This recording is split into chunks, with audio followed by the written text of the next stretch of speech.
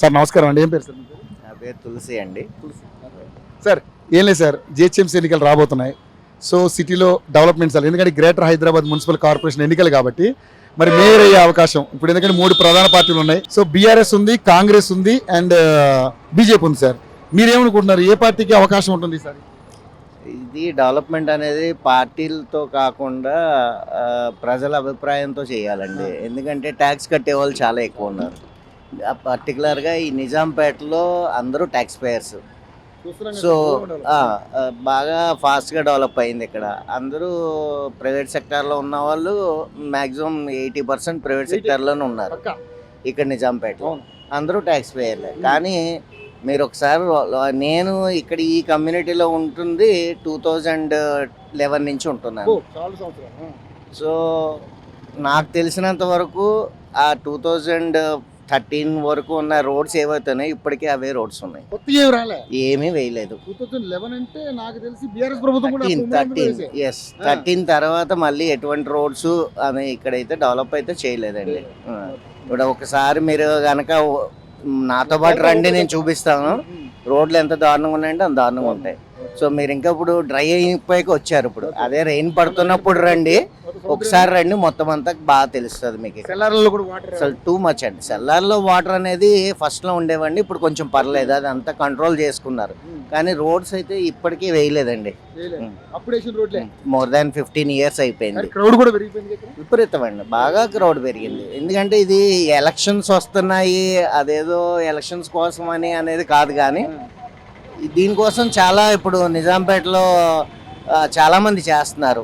ఓన్గా కొన్ని డెవలప్మెంట్ యాప్లు ఉన్నాయి, అన్నీ ఉన్నాయి, అన్నిటిలో కూడా పోస్ట్ చేస్తున్నారు. అయినా కానీ ఎవరు రెస్పాండ్ తీసుకోవట్లేదు. సో రెస్పాండ్ అయితే అవ్వదు. మున్సిపల్ శాఖ మంత్రిగా కూడా రేవంత్ రెడ్డి గారే ఉన్నారు. సో మరి ఏంటి, ఆయన ఒకసారి విజిట్ చేస్తే, మా ఏరియా ఒకసారి విజిట్ చేస్తే తెలుస్తాయండి అంతే.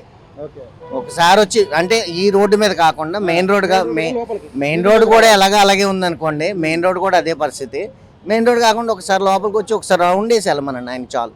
ఆయన కారు వస్తే లోపలికి ఒకసారి కారు వచ్చింది అనుకోండి చాలు, మాకు ఫ్రీగా వెళ్ళిపోదు. ఆయన కారు ఫ్రీగా వచ్చి ఫ్రీగా వెళ్ళిపోమనండి, సరిపోతుంది. రేవంత్ రెడ్డి గారు అవనండి, కాంగ్రెస్ అవనండి, బీఆర్ఎస్ అవనండి, ఎవరండి, ఇది పార్టీతో సంబంధం కాదు, మాకు డెవలప్మెంట్ కావాలంటే. సో అప్పుడు డెవలప్మెంట్ తప్పితే కొత్తగా డెవలప్మెంట్ ఏం కావాలి. సో బీఆర్ఎస్ లో కూడా ఏం కాలేదు, చేయలేదు సార్. రోడ్లు అయితే ఏమీ చేయలేదండి. ఎక్కడో చిన్నవి అక్కడక్కడ సీసీ రోడ్లు చేస్తున్నారు తప్ప కంప్లీట్ గా చేయాలి కదా. డ్రైనేజ్ వ్యవస్థ కొంతవరకు పర్లేదు, ప్రీవియస్ పర్లేదు, ఇప్పుడు పర్లేదు. వాటర్ ప్రాబ్లం లేదండి. వాటర్ ఏం ప్రాబ్లం, గ్రౌండ్ వాటర్ ప్రాబ్లం ఉంది, ప్రాబ్లం ఉంది, కానీ అది okay, better compare to previously.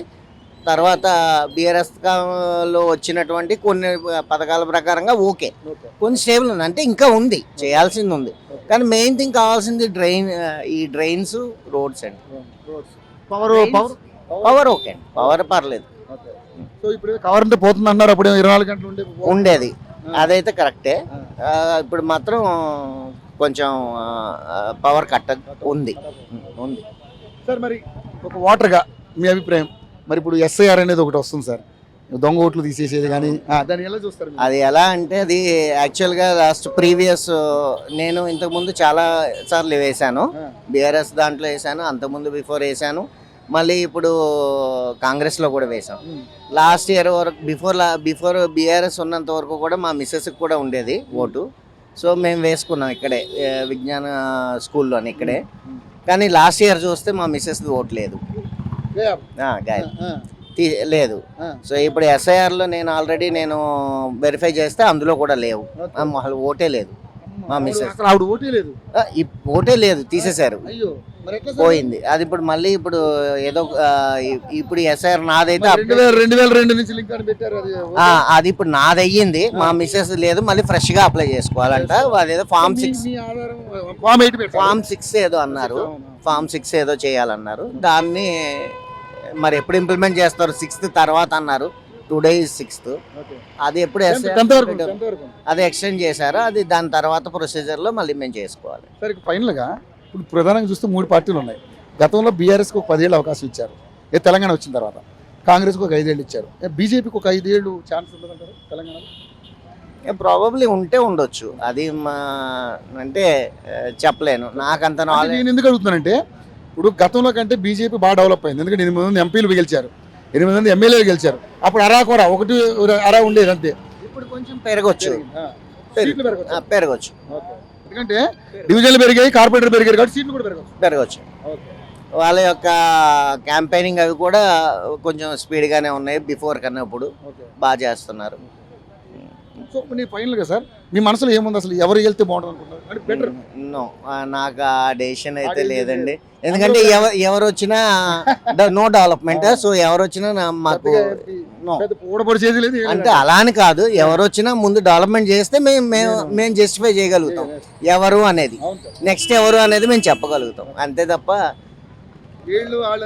లేదు. డెవలప్మెంట్ లేనప్పుడు ఎవరైనా ఒకటే.